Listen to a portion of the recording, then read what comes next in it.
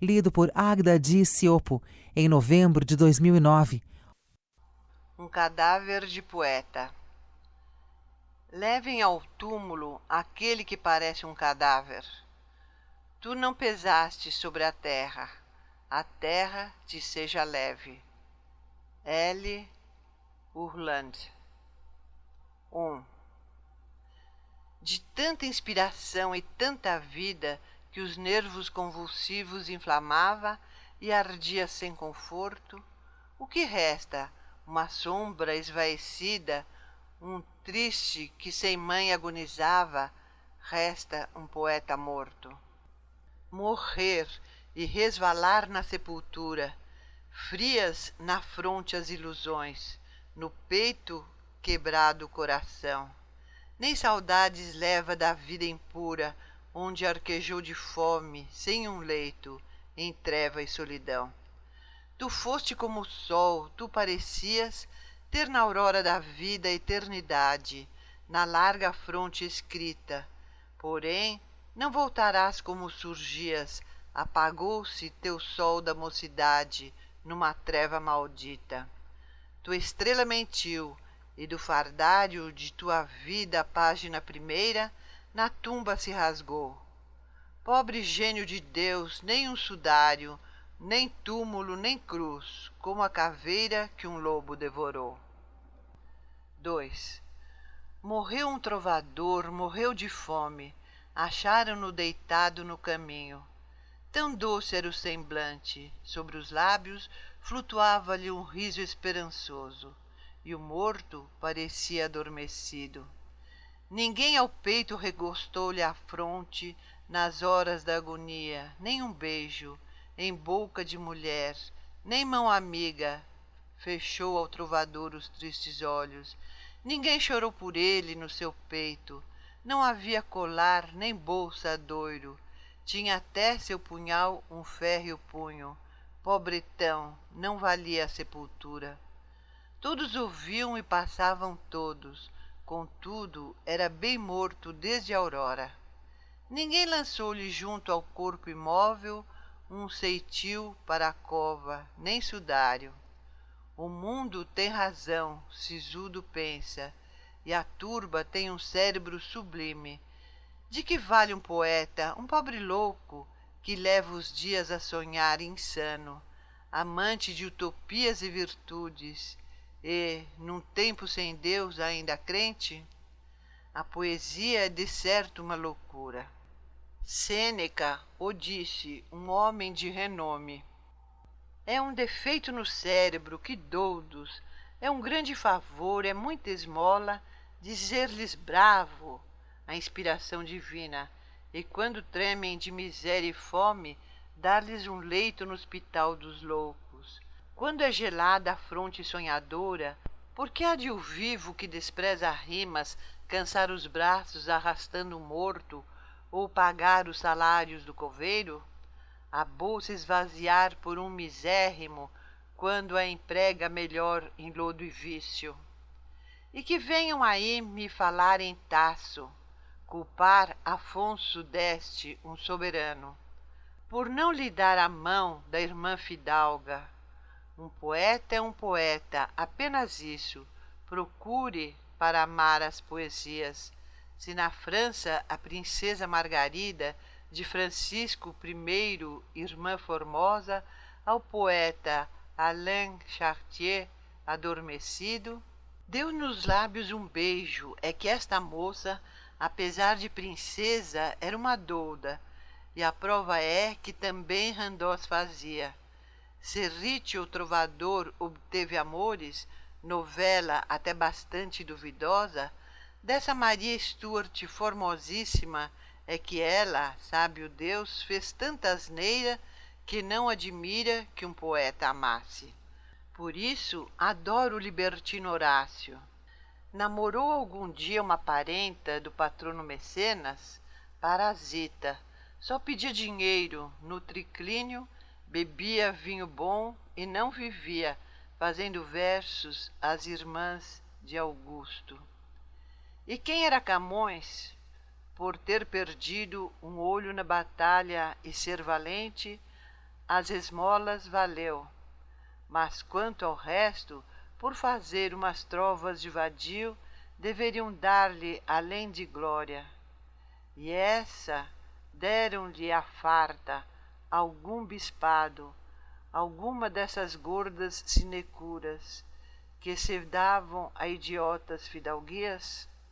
Deixem-se divisões, queimem-se os versos. O mundo não avança por cantigas. Creiam do Polivel os trovadores, que um poeta não val meia princesa. Um poema, contudo, bem escrito, bem limado e bem cheio de tetéias, nas horas do café lido fumando, ou no campo, na sombra do arvoredo, quando se quer dormir e não há sono, tem o mesmo valor que a dormideira. Mas não passe dali do vate a mente. Tudo mais são orgulhos, são loucuras. Foblas tem mais leitores do que Homero. Um poeta no mundo tem apenas o valor de um canário de gaiola. É prazer de um momento, é mero luxo. Contente-se em traçar nas folhas brancas de um álbum da moda umas quadrinhas. Nem faça apelações para o futuro. O homem é sempre o homem, tem juízo, desde que o mundo é mundo, assim cogita. Nem há negá-lo, não há doce lira, nem sangue de poeta ou alma virgem, que vale o talismã que no oiro vibra. Nem músicas, nem santas harmonias igualam o condão esse eletrismo, a ardente vibração do som metálico. Meu Deus, e assim fizeste a criatura? Amassaste no lodo o peito humano? Ó poeta, silêncio! É este o homem? A feitura de Deus, a imagem dele, o rei da criação. Que verme infame! Não Deus, porém Satã no peito vácuo, uma corda prendeu-te o egoísmo. Ó miséria, meu Deus, e que miséria! 3. Passou el rei ali com seus fidalgos. Iam a degolar uns insolentes, que ousaram murmurar da infâmia régia, das nódoas de uma vida libertina. Iam em grande gala, o rei cismava, na glória de espetar no pelourinho a cabeça de um pobre degolado. Era um rei bom vivant e rei devoto, e como Luís XI ao lado tinha o bobo, o capelão e o seu carrasco. O cavalo do rei, sentindo morto, trêmulo de terror, parou nitrindo. Deu de esporas leviano cavaleiro e disse ao capelão, abre aspas, e não enterram esse homem que apodrece e no caminho assusta-me o corcel? Fecha aspas.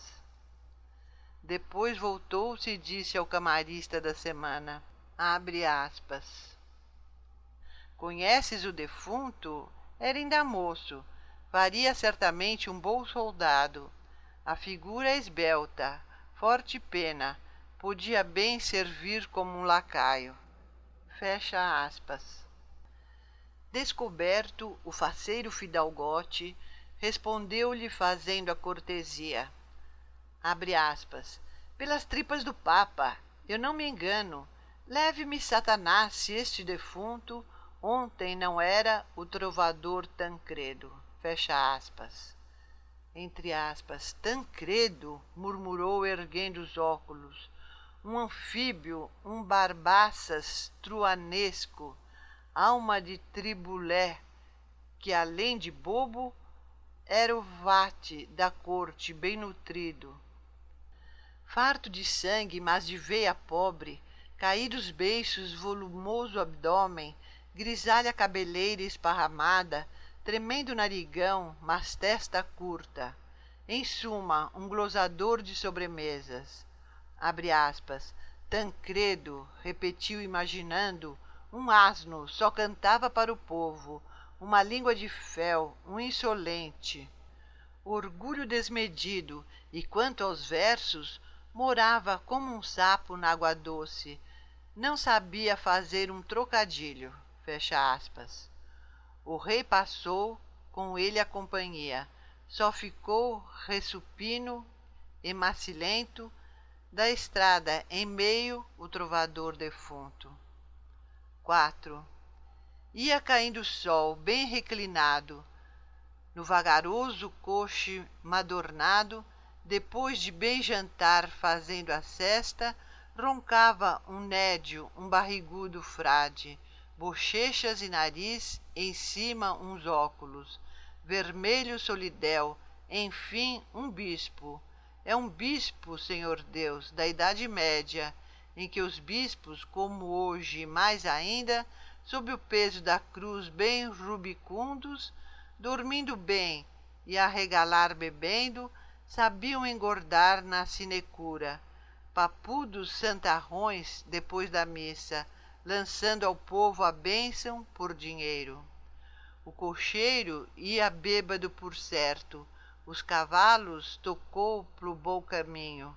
Mesmo em cima das pernas do cadáver, refugou a parelha, mas o sota, que ao sol da glória episcopal enchia, de orgulho e de insolência o couro inerte, cuspindo o poviléu como um fidalgo. Quem falta de miolo tinha vinho, na cabeça devassa deu de esporas. Como passara sobre a vil carniça?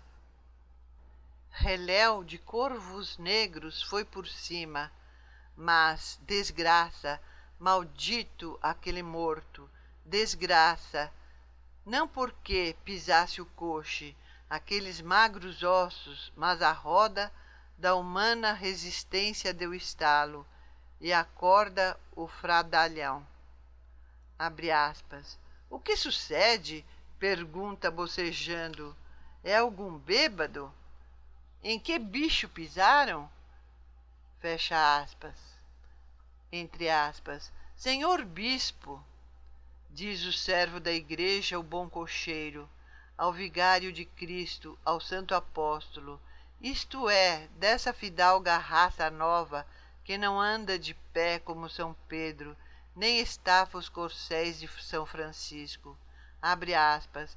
Perdoe Vossa Excelência Eminentíssima, é um pobre diabo de poeta, um pobre sem miolo e sem barriga, que lembrou-se de vir morrer na estrada. Fecha aspas. Abre aspas. Abre núncio, roquejo santo bispo, leve o diabo a essa tribo de boêmios. Não há tanto lugar onde se morra. Maldita gente, ainda persegue os santos depois que o diabo a leva. Fecha aspas. E foi caminho. Leve-te Deus, apóstolo da crença, da esperança e da santa caridade. Tu sim és religioso e nos altares vem cada sacristão, a cada monge, agitar a teus pés o seu turíbulo. E o sangue do Senhor no cálice doiro da turba na oração te banha os lábios. Leve-te Deus, apóstolo da crença. Sem padres como tu, que for o mundo, é por ti que o altar apoia o trono, e teu olhar que fertiliza os vales, fecunda a vinha santa do Messias. Leve-te Deus, ou leve-te o demônio. 5. Caiu a noite do azulado manto, como gotas de orvalho sacudindo, estrelas cintilantes, veio a lua, banhando de tristeza o céu noturno. Derrama aos corações melancolia, derrama no ar cheiroso molemente. Cerúlea chama, dia incerto e pálido, que ao lado da floresta ajunta as sombras e lança pelas águas da campina alvacentos clarões que as flores bebem.